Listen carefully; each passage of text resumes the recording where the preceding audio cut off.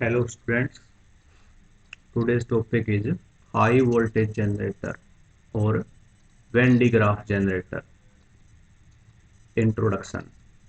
It is a device which is used to generate very high potential difference of the order of 10 to power 7 volt.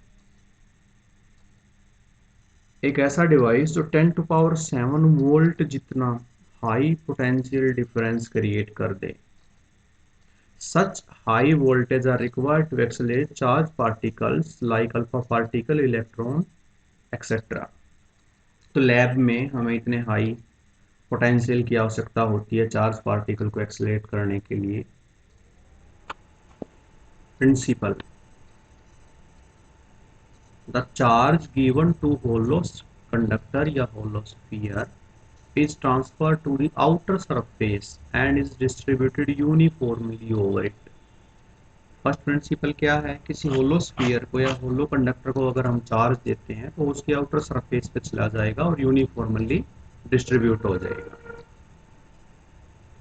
Second principle है electric discharge take place in air और gases mainly at pointed ends. जो हमने पिछले article में पढ़ा था, जैसे कि कोरोना डिस्चार्ज हमने पढ़ा था, तो पॉइंटेड एंड्स पे इलेक्ट्रिक डिस्चार्ज होता है.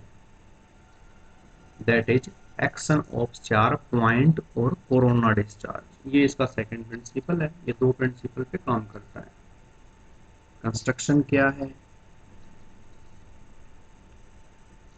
एक बार फिगर से समझते हैं.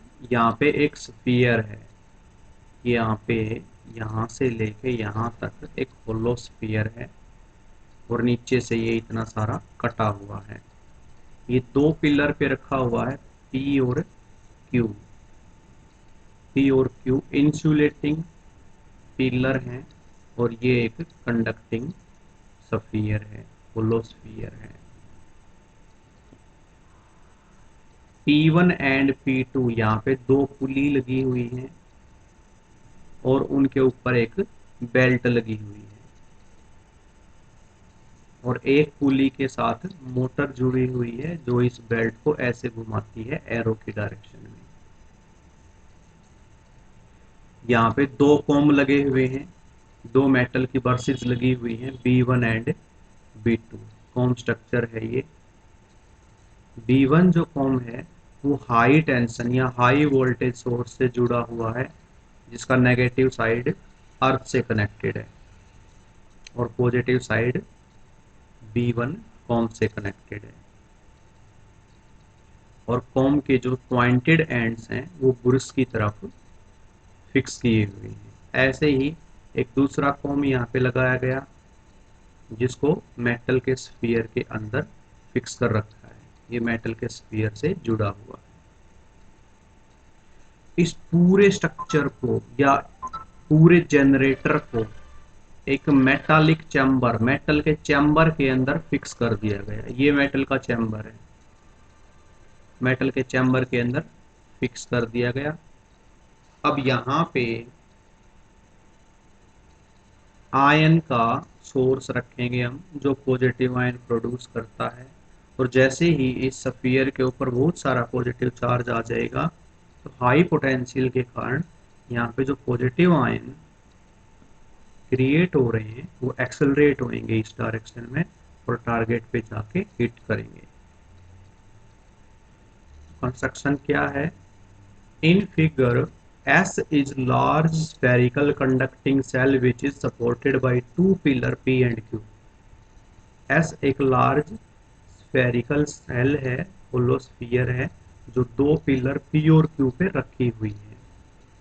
विच pillar P and Q. A large belt, a long belt of insulating material is wound over two pulley P1 and P2. एक लंबी बेल्ट P1 और P2 पुली के ऊपर लगाई गई है which move with the help of A motor, जो एक मोटर के साथ कारण मोटर की मदद से मूव करती है. मोटर इसी पुली के साथ लगी हुई है, किसी P1 या P2 पुली के साथ लगी हुई है. B1 and B2 are two sharply pointed combs. Sharp point वाले शार्पली पॉइंटेड कॉम्स हैं B1 and B2, known as spray and collecting combs. इसको स्प्रे कॉम बोलते हैं क्योंकि ये चार्ज को स्प्रे करेगा बेल्ट के ऊपर, फिर बेल्ट चार्ज को यहाँ ले आएगी।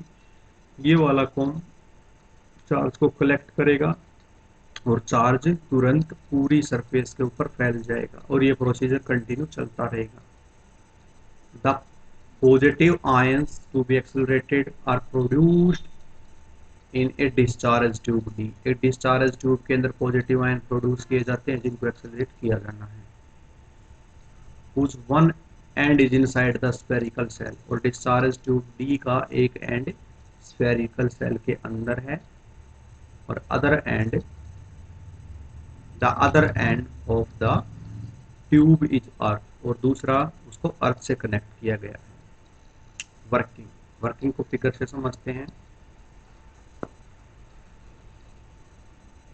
जो इंसुलेटिंग बेल्ट है वो एरो की डायरेक्शन में ऐसे मूव कर रही है और हमने B1 कॉम को हाई वोल्टेज से कनेक्ट किया है। अब B1 कॉम के अंदर क्योंकि पॉइंटेड एंड्स हैं तो यहाँ से चार्ज लीक हो जाएगा कोरोना डिस्चार्ज के कारण और वो चार्ज बेल्ट के ऊपर जाके स्टोर हो जाएगा। और बेल्ट ऊपर जाने लग रही है तो कंटिन्यूअसली पीछे से खाली बेल्ट आती रहेगी और चार्ज को लेके ऊपर जाती रहेगी। अब पॉजिटिव चार्ज जब यहाँ पहुंचेगा तो कॉम क्योंकि कंडक्टर है तो कॉम पे इस डायरेक्शन में नेगेटिव चार्ज इंड्यूस हो जाएगा और इसके कॉम के पीछे पॉजिटिव चार्ज इंड्यूस हो जाएगा जो तुरंत मेटल की इस सरफेस के ऊपर डिस्ट्रीब्यूट हो जाएगा, क्योंकि प्रिंसिपल ये है कि कोई भी चार्ज होलो कंडक्टर की आउटर सरफेस पे जाके यूनिफॉर्मली डिस्ट्रीब्यूट हो जाता है। यहाँ जो नेगेटिव चार्ज अपीयर हुआ था, इंड्यूस हुआ था, वो पॉइंटेड एंड्स होने के कारण बेल्ट के ऊपर चला जाएगा और बेल्ट वाले पॉजिटिव चार्ज को न्यूट्रल कर देगा। फिर आगे से नया पॉजिटिव चार्ज आएगा, फिर से नेगेटिव चार्ज अपीयर होएगा, कॉम के बैक साइड में पॉजिटिव चार्ज इंड्यूस होएगा और वो तुरंत सेल के ऊपर चला जाएगा, स्फेरिकल सेल के ऊपर यूनिफॉर्मली डिस्ट्रीब्यूट हो जाएगा। ये प्रोसेस कंटिन्यूसली चलता रहेगा और पोटेंशियल सेल का पोटेंशियल इंक्रीज होता जाएगा and that can be reached up to 10 to power 7 volt, यानी कि 100 लाख वोल्ट तक हम इसकी पोटेंशियल बढ़ा सकते हैं। अब एक टाइम ऐसा आएगा जब हाई पोटेंशियल होने के कारण, ज़्यादा चार्ज होने के कारण यहीं से इस सेल से भी चार्ज लीक होना स्टार्ट हो जाएगा ज़्यादा हाई पोटेंशियल के कारण। तो उससे बचने के लिए हम क्या करेंगे, पूरे जनरेटर को एक मेटल के चैम्बर में बंद कर देंगे और उसके अंदर कुछ गैसेस डाल देंगे, for example nitrogen and methane at high pressure. Working को यहाँ से पढ़ते हैं। Since com V1 is given high positive potential by high tension source, क्योंकि B1 कॉम को हाई वोल्टेज दी हुई है, the discharge action of its pointed and setup an electric wind of positive charge, और इससे पॉजिटिव चार्ज की एक wind setup हो जाएगी और इस तरह से बेल्ट यहाँ से पॉजिटिव चार्ज कलेक्ट करके ऊपर की तरफ बढ़ेगी। These positive charges are spread on the belt, और ये चार्ज बेल्ट के ऊपर स्प्रेड हो जाएंगे which carry them to the top, और वो उसको टॉप की तरफ लेके जाएगी। As the belt move and reaches the sphere a negative charge is induced on the sharp end of a collecting cap from B2, और B2 के ऊपर नेगेटिव चार्ज इंड्यूस हो जाएगा due to positive charge on the belt, और ये बिल्कुल इसके साथ में बिल्कुल इसके पास होता है, इसलिए बाय इंडक्शन इसके ऊपर नेगेटिव चार्ज अपीयर हो जाएगा।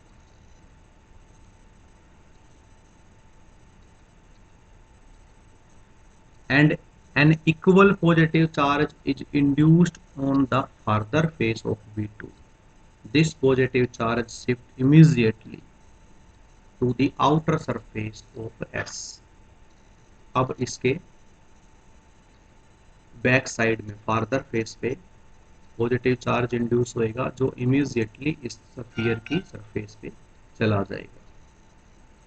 Due to discharging action of sharp point of B2 negatively charge electric wind is set up. अब शार्प पॉइंट के कारण नेगेटिव चार्ज की विंड सेटअप हो जाएगी और नेगेटिव चार्ज बेल्ट के ऊपर स्प्रे किया जाएगा जो नीचे से आने वाले पॉजिटिव चार्ज को न्यूट्रल करता रहेगा। Which in turn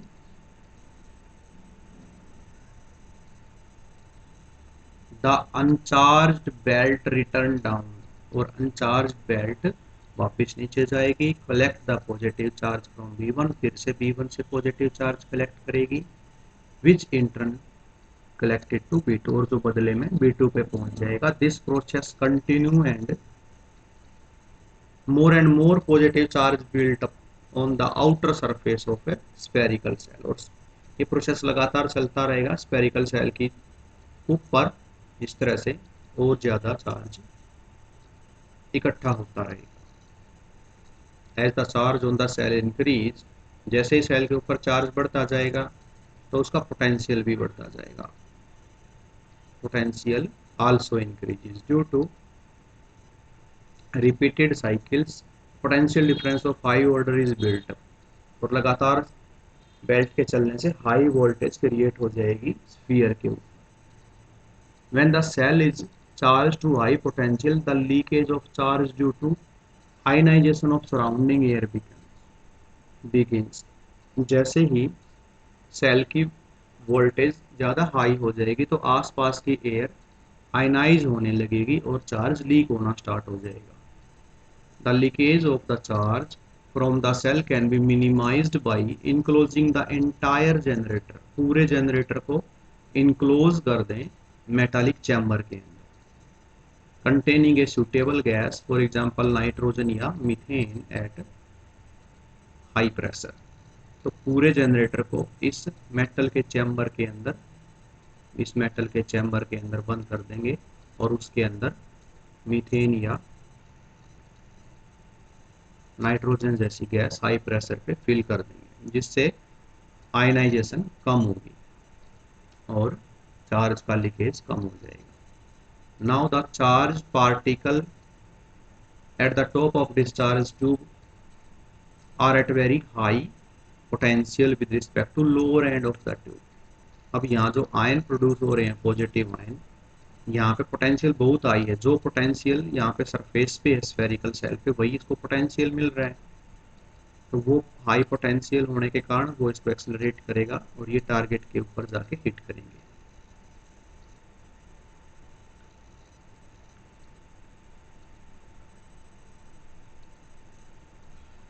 Thus these particles get accelerated downward and hit the target after merging from the tube, और ट्यूब से निकल के टारगेट को हिट करेंगे।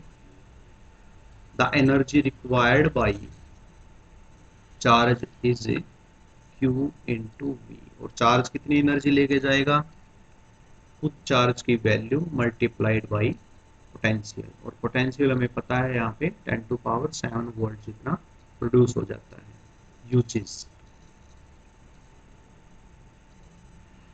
the beam of accelerated particle are used to carry out nuclear reaction। Accelerated particle के beam nuclear reaction को start करने के काम आते हैं। Number 2, the beam of accelerated particle are also used to break atom from for various experiment in physics. Atom को तोड़ने के लिए भी हम एक्सेलरेटेड पार्टिकल की मदद लेते हैं। Such beam are used in medical science to treat cancer, और कैंसर के इलाज के लिए भी ऐसे बीम की आवश्यकता होती है। ये लास्ट आर्टिकल था चैप्टर का, और यहाँ पे हमारी यूनिट फर्स्ट खत्म हुई।